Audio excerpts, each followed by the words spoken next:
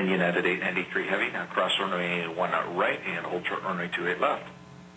Cross 1 right, hold short 28 left, United 893 heavy. Skyway 6185, contact NorCal departure. Over to departure, Scott 6185, have a good day.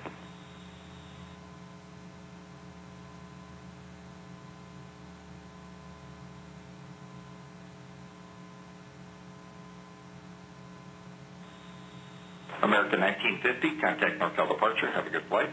Good day.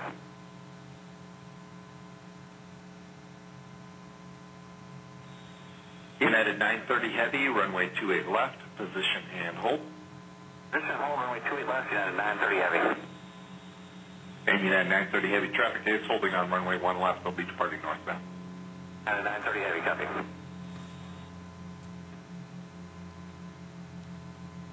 San Francisco Tower, this is 2908 Charlie Alpha, being San Carlos, Tapatio, south and west of the Tapatio Freeway. Brickyard 4912, wind 30014, runway 1 left, clear for takeoff. Clear for takeoff, Brickyard 4912. And 114, use the Tango high speed, contact ground pointing.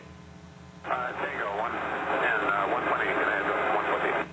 Northwest 221, make the left turn on the Delta, cross runway 28 left, traffic holding in position, contact ground pointing. Delta, clear to pass 28 left and over the ground, Northwest 221 heavy. Or 298 Charlie Alpha, San Francisco Tower, I ain't cleared through the...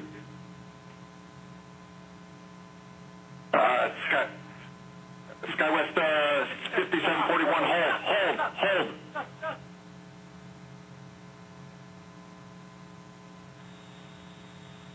Skywest 5741, sorry about that. Continue down the runway and turn left at Tango, cross runway 28 left, traffic holding in position. So that's what we call a runway incursion, and that's what we would call a Category A runway incursion. So there's a couple of questions I want to ask you. But first, let me say this. You know, as a minimum, there were 5 safety nets in this operation, 5. Safety net number 1 was the air traffic controller, who has the perspective, who's the one that's issuing the instructions, who is supposed to be analyzing the situation and making sure that safety is implemented above all things. That's the safety net that failed and caused this situation. Who were the other 4 safety nets? There was the pilot in command of Skywest 5741, the pilot in command of Brickyard 4912, the flying pilot. And then there was the monitoring pilots in both aircraft. All 4 of those safety nets, and none of them materialized in that particular case. I mean, while there's yes, we know that the flying pilot on the Skywest aircraft is, trying to put that aircraft onto the center line of this 150-foot wide piece of pavement. And that should be their primary duty as well. But the other pilot could be scanning. Brickyard 4912, I know I've sat as a passenger in aircraft waiting for takeoff on runway 1 left or 1 right and seen those tight gaps coming in on 28 left, and I said, wow, I hope the guys in the tower are paying attention so that they squeeze me out of here between all of those. And they did it so successfully every time, except for a few, such as this one. So, I mean, the reason safety wind up usually materializing in the system is because everybody's doing their job well, or one of those safety nets detects the mistake that's about to be made and intervenes and nothing takes place. But this time, none of them took place. So the risk was where? All over. The risk was everywhere, and everybody has a role in trying to mitigate it, preventing it. But let me ask you, here's the question. How many times have you been the unexpected call to the air traffic controller? Probably every time. Initial contact is the unexpected call. And you know what? More than 99% of the time, it works out just fine. The air traffic controller absorbs that information, introduces it into their decision-making process, and everything works out fine. But this just happened to be the one time when it just tripped up that air traffic controller. Did he anticipate that? No. Could we have ever anticipated that? No. We never know. Those things that we do on a routine basis that work so successfully over and over and over again, one time could be the short that causes the mistake. We just don't know. We are really strange. You know, you're fearfully and wonderfully made, as one poet says, but you have feet made of clay. You're going to make mistakes your whole life, and you can never anticipate that when that's going to take place. We, air traffic controllers, have prevented more runway incursions than we've ever caused. I can tell you that for sure. We have that advantage of being up above all of this traffic that's moving on the field, and you develop a feel for your traffic, and you can tell, you just get that innate sense when somebody's approaching a hold line or a runway that they were supposed to stop at, that they had probably had their head down and they were about to go across, and we'd reach out there and stop them. We'd bark at them and they'd catch him, and you'd see him bounce on his nose strut. And that's okay. That's how it works. That's how safety is assured. But when we cause them, boy, they can be beauts, that's for sure.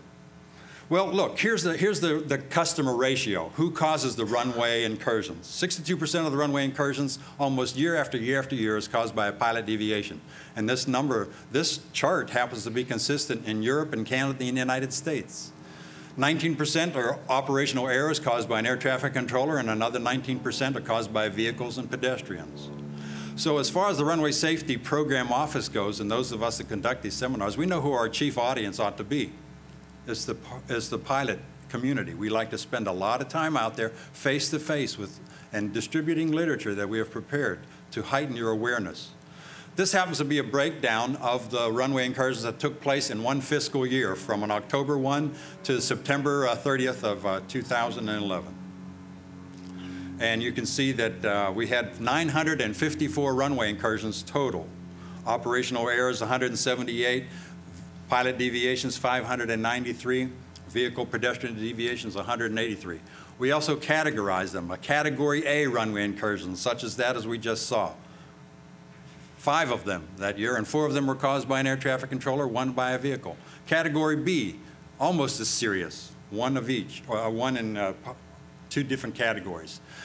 Our mission in the Runway Safety Program is really not to eliminate runway incursions, because then we would be doomed to failure, because as we already established, runway incursions are caused by a human error element, and we can't eradicate that.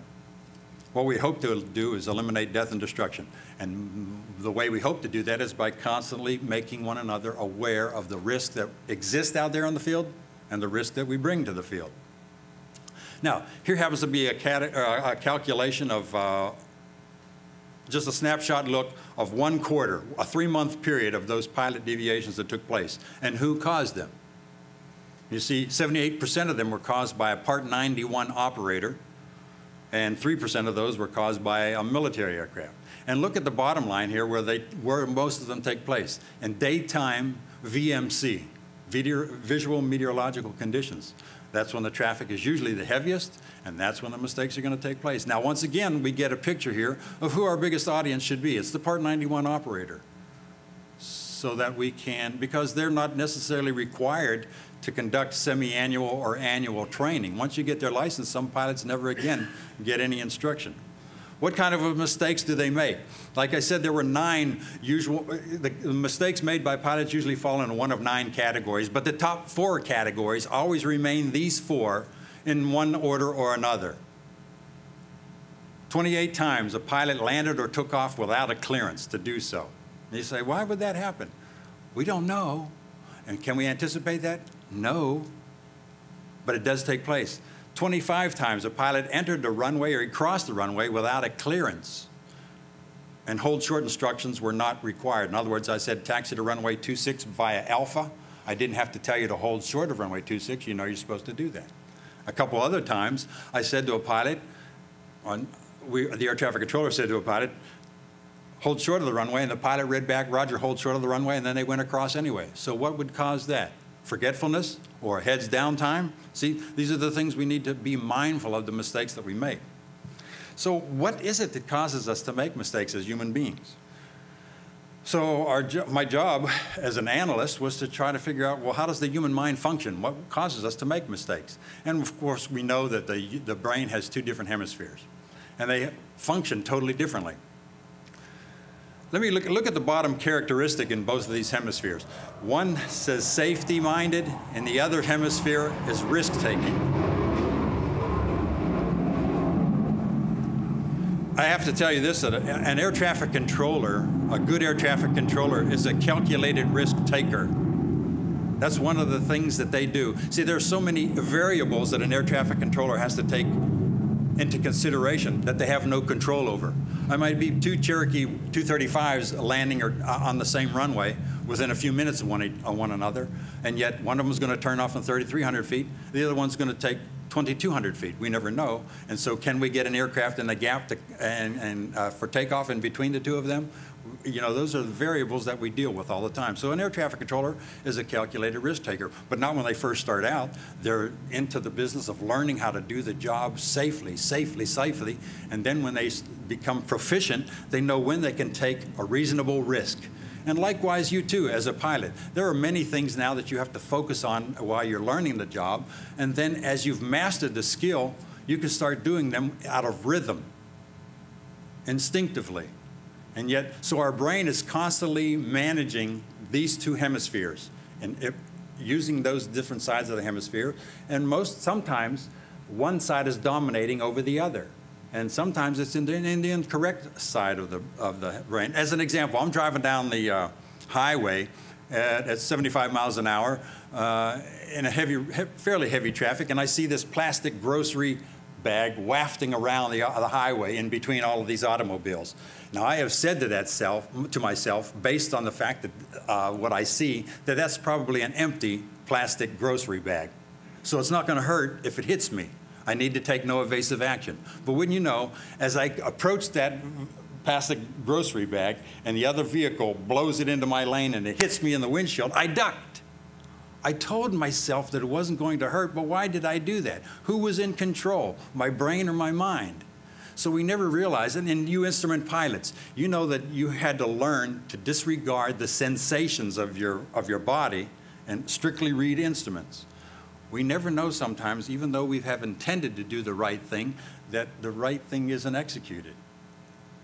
So, we are unique individuals, and as you watch all those programs on TV, those crime programs, everybody's talking about DNA, deoxyribose, nucleic acid. It's the very distinctive characteristic that makes you and I different. All of us have it, but each one of us is different. So in order to make the runway safety message a little fresh, because I know that it's been around for so many years and people are getting tiring of it and maybe not listening as closely as they ought to, I said, well, what can I do? Can I couch the runway safety message in a new category? And I called it the DNA of surface safety. And what did DNA stand for in this particular case? I call it deliberate navigation on the airport. That's the DNA of deliberate navigation on the airport. And what does the word deliberate mean? So I looked in the dictionary for a few synonyms, and these synonyms popped up and seemed to be effective. Cautious navigation on the airport.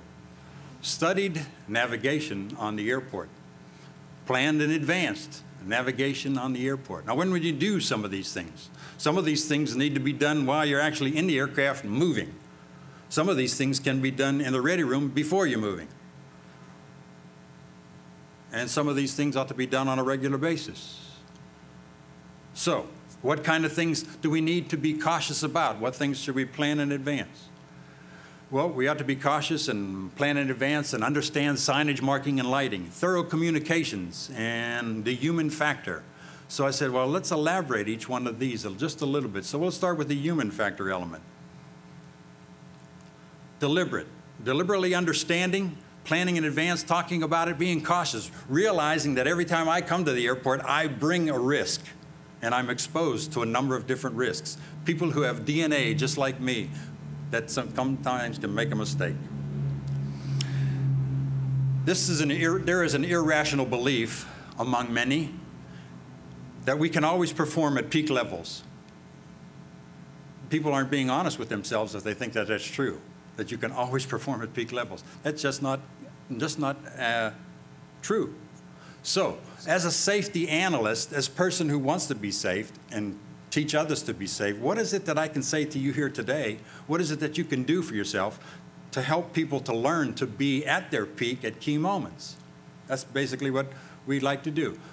How do we infuse a new safety consciousness in this particular area called surface operations? So that was my challenge today. What we realize, there's this poor aeronautical decision-making is probably the leading cause of a runway incursion on somebody's part. And this happens to be a definition in either pilot controller glossary or the aeronautical information manual. Aeronautical decision-making is a systematic approach to the mental process used by pilots to constantly determine the best course of action in response to a given set of circumstances.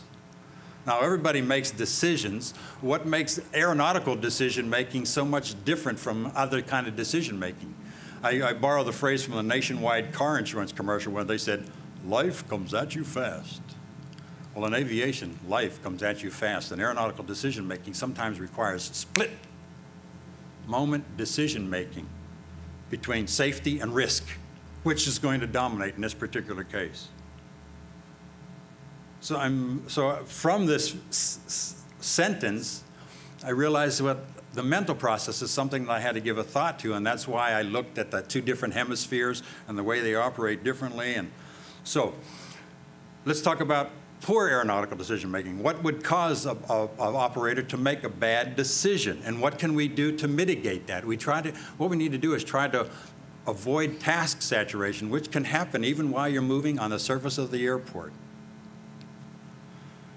But I thought the best way to convey this to you was for this little game that we played. This is a unison activity that we're going to perform with one another. We're going to read this chart out loud from the top left column down, and then the second column, then the third column, then the fourth column.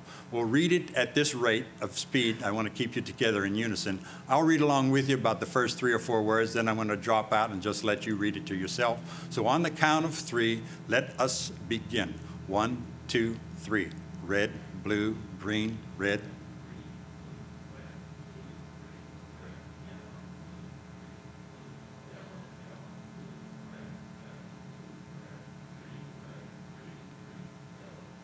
All right, very good. That's a very easy task. But now I'm going to make it a little more difficult.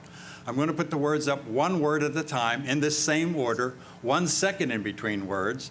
I'm going to put the word up in color, and I want you to say the color that it's written in, not the word itself.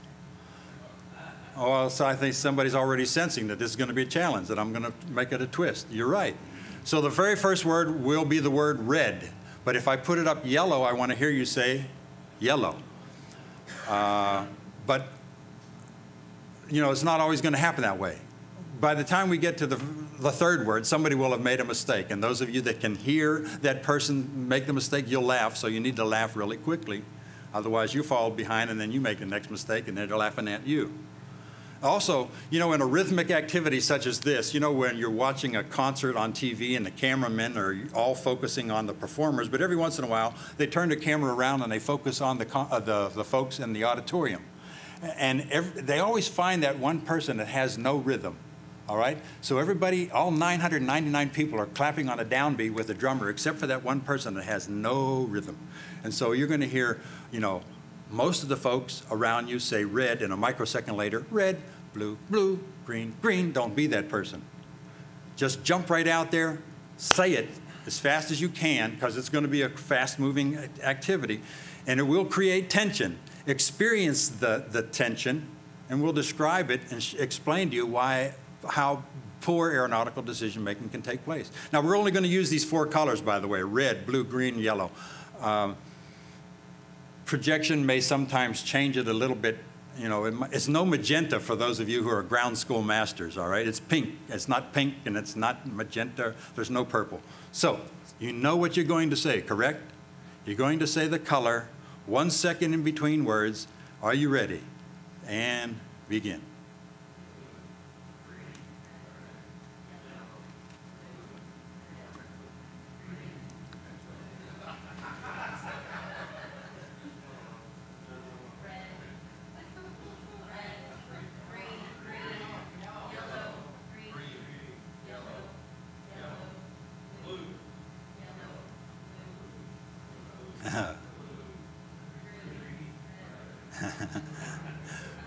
Well, for those of you that may be watching in the privacy of your office, I'm sure you didn't make any mistakes, but for those that were in the audience, well, we had a lot of them. And that's what we expected. At least we were hoping that that would happen so that we could validate the point that we were going to make here. So let me ask you, was it difficult? Yeah. It came at you very fast, right? And here's the challenge. Well, let me put it this way. If I had given you 5 seconds in between words, you think you would have been a little bit more successful? Yeah, sure. A little more time to think about it. But here's the challenge. The simplest thing that we do in this task was to read. That's what we coached you into doing with the first activity. I asked you to perform a slightly more difficult cognitive activity, to interpret a color. And in the time frame that you had available to do that, it was very difficult for you to make the leap up here and to say the color and disregard the word. Now, here's the example. Air traffic controller. We have a capacity of introducing a great amount of stress into your cockpit that wouldn't otherwise be there, would we? Because from the moment I unkey my microphone and making a transmission from you, I'm expecting you to what? Instantly key the microphone, read it back, and the moment that you unkey the microphone after having read it back, I'm expecting you to what? Do it, right? Sure. All right, so here you are. You're sitting at the middle of a runway waiting to go across, all right? And now we air traffic controllers, we give the highest priority to the aircraft that want to land and take off. Our job is to pound the pavement with arrivals and departures, get maximum occupancy rate out of this runway. And so if all you want to do is go across, we usually get the lowest priority. And I'm sure pilots have sat there for 4 or 5 minutes and, you know, said to themselves, golly, ground, I could have pushed this aircraft across a runway in that gap, and you're just sitting there and forgot all about me. Well, maybe so. Sometimes that we could forget, but our job is to use that runway well. And now, so here you are, you're in a coma, right? Waiting to go across, and now unexpected, out of the blue, air traffic control says, November 18 Echo, without delay, cross runway 26 left. 18 Echo, roger, crossing 26 left. Did you look at both ends of the runway and the celestial dome, high and low, to make sure nobody was on short final? No. See, that's poor aeronautical decision making, because ultimately you have to make the call. Can I do that? Can my aircraft do that? Does the situation around me permit me to do that? And if the answer to any one of those questions was no, then you're supposed to say unable ground, unable tower, unable approach, unable center. I got to come up with an alternate suggestion. That's law. You're pilot in command. You got to make the decision. But I can push you into making bad decisions. So if you're focusing and majoring on the major and not majoring on a minor, and realizing that I am now in this risk called the airport surface, and there is a whole bunch of other people that could be making mistakes besides me, and I better watch out for all of them, see, you can make a bad decision. So we need to avoid task saturation, focus on the environment that you're in at that particular moment, and let's not make a mistake and cross a runway that we weren't supposed to. That's one of the human factors. Now, there are so many things that we have mastered as individuals, all right? And we don't have to think about doing them. We can do them with muscle memory, even as a pilot, even as an air traffic controller, functioning by rhythm. And so we're quickly distracted by something else. And could be, you know, some people said, you people that live in the Western Hemisphere, you don't have the ability to focus on anything for any great length of time. There's too many things appealing to your senses out there that you never think about anything for any great length of time. In fact, one person says, I mean, you are so erratic in your thought process, you never even focus on the present when the present is pleasant. You're always thinking about the future. And in one respect, that's okay as a pilot, right? You're supposed to stay ahead of your aircraft, but we need to focus on the moment. And so one of those things that we can be caught up in is inattention. We're not paying attention to the present environment that we are in and looking out the window when you're moving. And one of those things that we need to do for ourselves to make sure that we compensate for that risk is maintain a sterile cockpit so that we don't make a mistake and do something instinctively. Our aircraft is moving without us actually moving with it. We're thinking of something else. It just happens from that. It's a sterile cockpit, according to advisory circular for the commercial aviator. That means no unnecessary chatter from the time you push off the gate until you reach 10,000 MSL. And no unnecessary chatter from the time you leave MSL and reach the gate. For the general aviation Part 91 small aircraft operator, the same philosophy ought to apply. Sterile cockpit until you reach traffic pattern altitude, or you exit Delta airspace or Charlie airspace, whatever it happens to be. That's one of those things we can do for ourselves to compensate for the natural tendency of called inattention, which can happen at any time, unexpected. So we need to be mindful of that. Preoccupation. Remember when the L-1011 descended into the Everglades west of Miami several decades ago? Everybody probably knows a story that's been in aviation for any length of time, an unsafe gear indication, and so they were preoccupied with either looking through under the floorboards to find out if certain gears were lined up, or finding a light bulb to replace the indication. And somebody accidentally disengaged the altitude hold and the aircraft slowly descended into terrain. They were definitely preoccupied with a detail that needed to be taken care of, but nonetheless, scanning should continue, non-stop scanning. So as you're moving on the surface of the airport, in preparation for flight or the discussion that's taking place, if you're not maintaining a sterile cockpit or other things are taking place that may affect you, we still need to be scanning, especially when you're going across the runway. 3 times in my career, a pilot landed on the opposite end of the runway in a nighttime operation with all the aircraft on final for landing this way and taking off this way, but somebody landed this way. And the reason why they did it is they had a total electrical failure, so the transponder wasn't working, didn't show up on my screen. The lights weren't working, so I couldn't see them against the celestial dome, and the radio wasn't working. They couldn't tell me that that's what they needed to do. So we need to be scanning all the time when we go across the runway. And I know, you know, the motto is trust ATC and verify absolutely everything that they do. If I tell you to line up and wait, make sure the runway is clear. Make sure there's nobody on final. If I say cleared for takeoff, make sure there's nobody approaching the runway and about to cross. Those are the things you need to do, non-stop scanning. Loss of situational awareness, you know what that is, absorbing information all around you through using your 5 senses and painting a picture. In fact, it could be a quarter-mile visibility in fog, and you can sort of tell what's going on around you if you're listening, absorbing the information that's available to you through sight and sound. Who do you think, though, is the most important person to listen to? I submit to you that the most important person that must be listened to is yourself, because it's more likely that we can speak habitually. I mean, you've probably prided yourself as an experienced aviator to be able to read back what I say to you as quickly as I can say it, because we do speak very rapidly, such as I am speaking right now. And you have tried to master reading back my instructions as quickly as I can say them, because you will not be stumped by any air traffic controller, right? But now, how many times have you said, after you've hung up the microphone or unkeyed, and a moment later said, what are we really supposed to do here? When we showed that one example, we said the pilot acknowledged hold short instructions, but they went across the runway anyway. Wow, why did they do that? Was the head down, or had they just forgotten? We don't know. We don't know. So, all right, prospective memory. Prospective memory means you're intending to do something in the future, but you can't do it right now. You've thought about it, but you're going to do it a little bit later. So that's just, we call that forgetfulness. And what can we do to compensate for forgetfulness? Write down your taxi instructions, then we don't have to worry about it.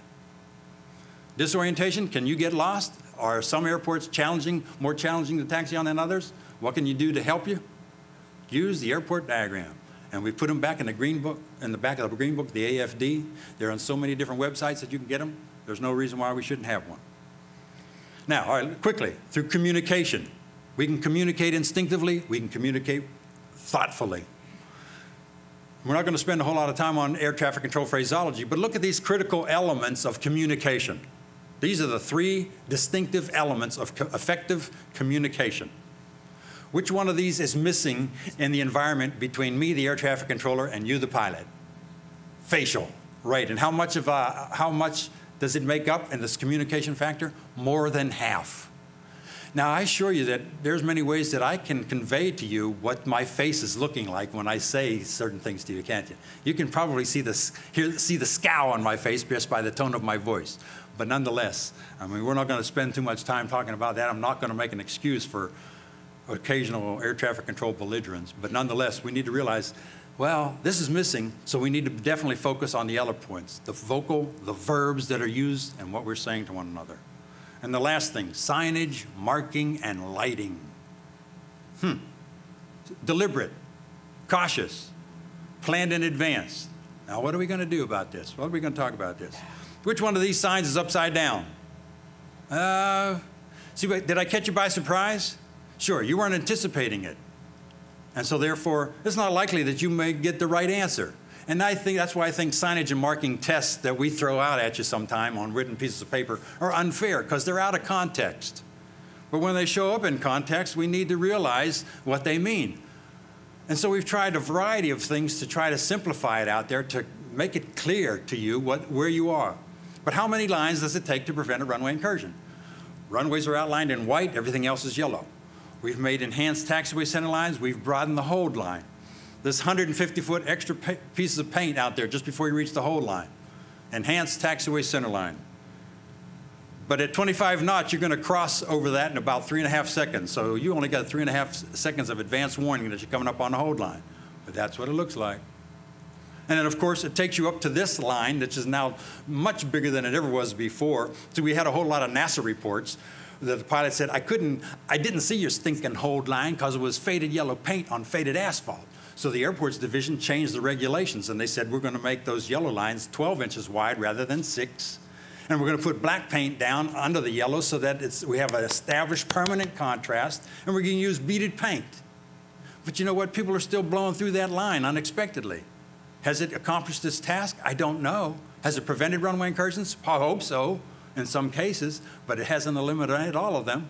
But let me ask you this, and don't answer because it'll be embarrassing. Which side of this line is the runway? Usually at a flight instructor refresher clinic, and I ask that question out loud, I get hands pointing in both directions, and a few moments later, somebody, one angle, retracts their hand because we caught them by surprise. So on the right side of this line, you can remain an intact whole aircraft. On the segmented side of this line, you could become a segmented aircraft because that's where the runway is. Or even worse, if you're out there when you're not supposed to be, either because I made a mistake and put you out there when I shouldn't have, or you went out there when you shouldn't have because I had somebody on short final. And look, here's surface contamination that you got to deal with from time to time. Is it hard to see the hold line? Can you see the hold line? Well, let me tell you this. If you're looking for a hold line because you made it your highest priority, concluding for yourself, there is a runway in between where I am and where I want to go. I got to find it. You might see the extra glare that's going across the taxiway, and you'll say to yourself, well, that might be the paint of that hold line. And I wonder if there's a rectangular sign adjacent to it on the left-hand side. And if you're looking for it, you might see it. But if you're not, you can blow right through this. It's a challenge. It definitely is. Listen, what we know for sure is well-trained and highly motivated people will make mistakes. And we just need to be mindful of that. And what we suspect is that poorly trained, unmotivated people will probably make more mistakes. So we need to bring our A game. We need to try to be at peak in those critical moments out there and realize that you may be doing everything right, but somebody else is doing something wrong because they're not quite at their A game level. The rules were made for one particular purpose. If everybody does them, if everybody performs this way, a safe outcome can be predicted with greater certainty if we all do it right. And you know what? We know that runway incursions take place at airports where there are no control towers, but there's nobody there to report them. And so we know that some people are perhaps more inclined to do unordinary things at those environments too. So there's a risk that exists there also. But at the airports with control towers, 550 some airports with control towers, we have almost 1,000 runway incursions a year, even though the number of operations are coming down. So what we want to do is we want to teach compliance, we want to practice compliance. And this is my life motto, but what is the order of things? In life, in so many areas of life, there is an order of things. And as long as we can identify the order of things and then live in harmony with them, we're living a life of peace and accuracy with our fellow man and with our fellow aviator. And so for your sake, find out what that is.